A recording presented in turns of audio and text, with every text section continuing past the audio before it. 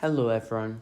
In this video, I'm going to be covering the remaining 4 primary states that I have not yet covered that voted on the 17th. North Carolina, Kentucky, Idaho, and Oregon. Out of these 4, only one is a battleground state, North Carolina. So let's start there.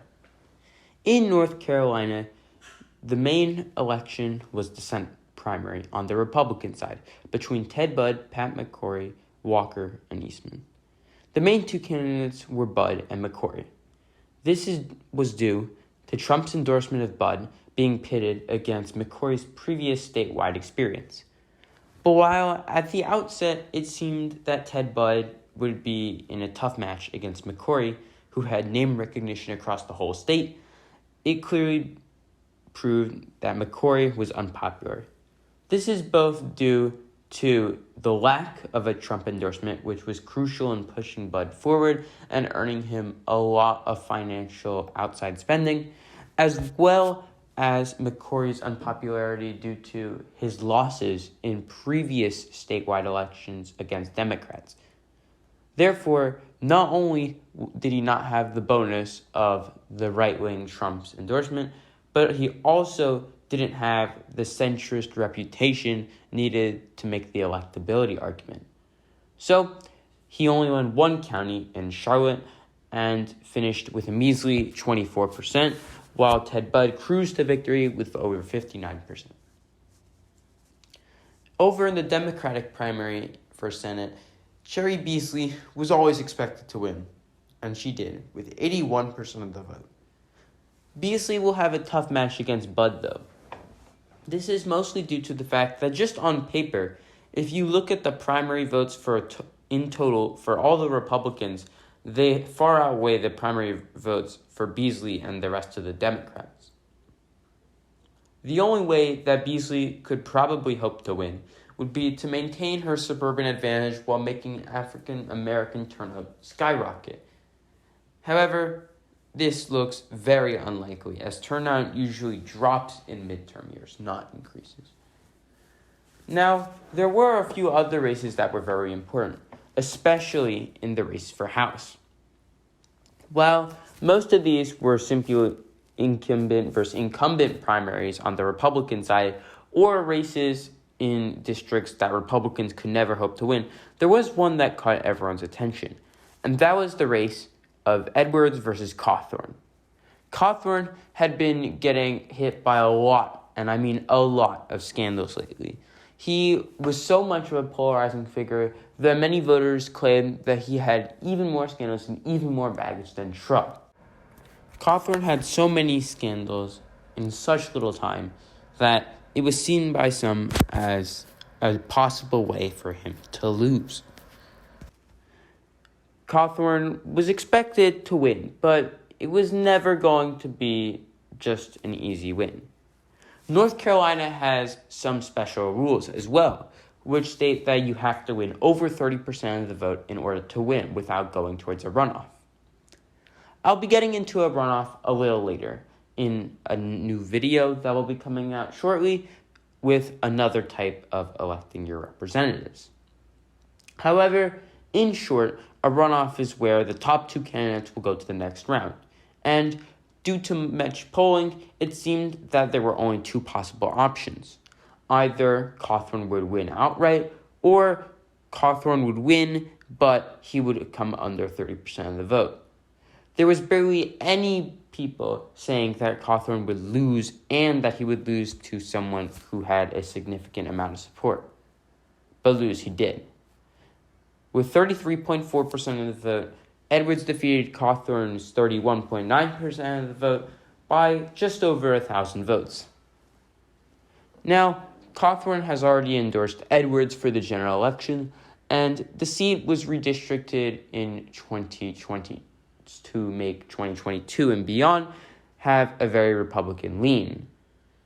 But it still shows that a Trump endorsement is not always going to help you win, which is a lesson that many needed, especially in the aftermath of Pennsylvania and the North Carolina Senate race.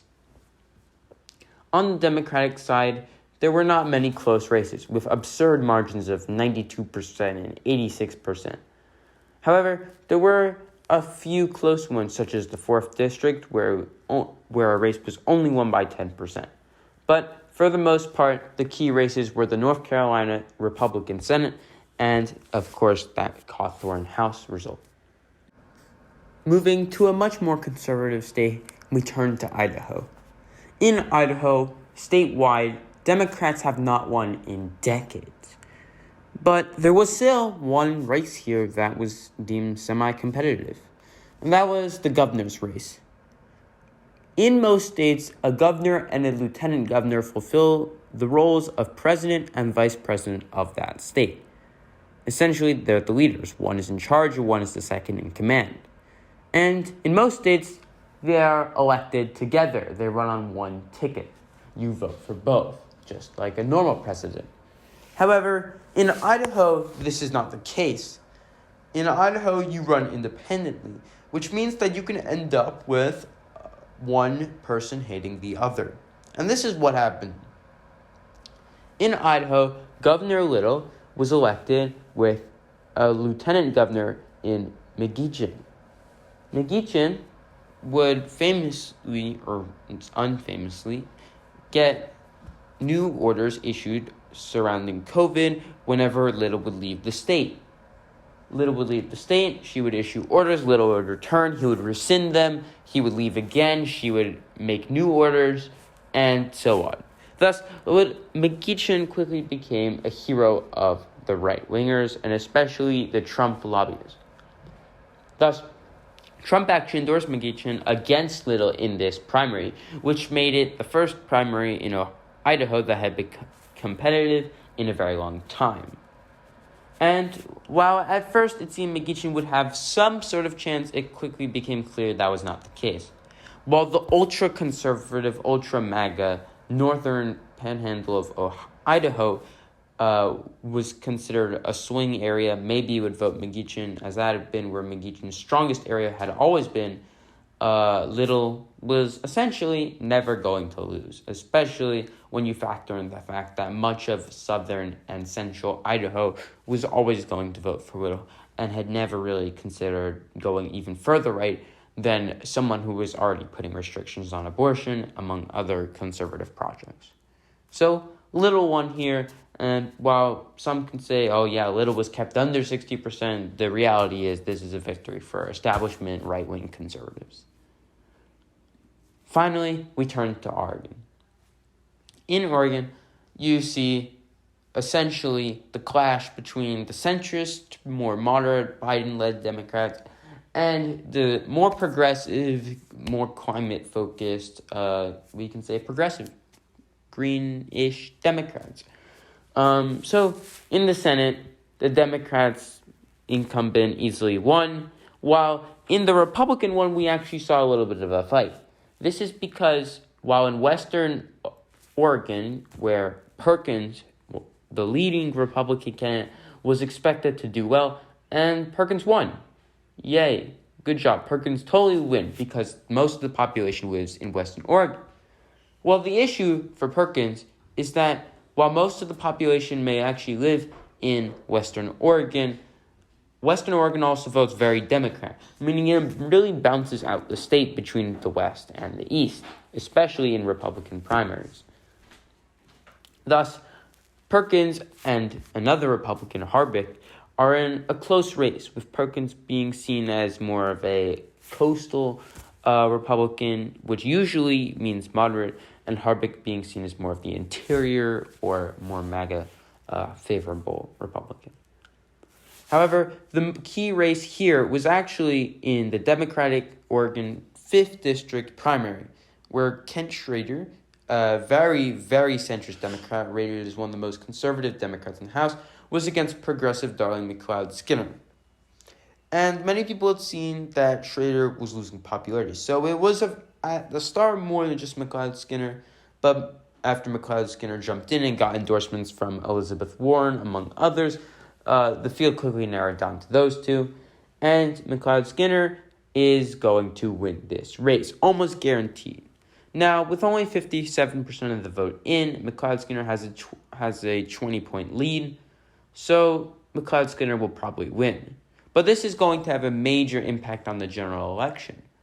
Well, why is that? Well, it's because in the 5th district, the Republicans also had a competitive race. And this is because the 5th district is also a battleground race, meaning that you will likely see a more MAGA-ish friendly, or a more bipartisan Republican going up against what will likely be progressive McLeod-Skinner. And this can have a major effect on who controls the House, especially if Roe v. Wade being overturned starts to dampen down Republican enthusiasm, or maybe even juice Democrat enthusiasm, which polls are already showing it has. Thank you for watching, and stay tuned for my next video. Don't forget to like and subscribe.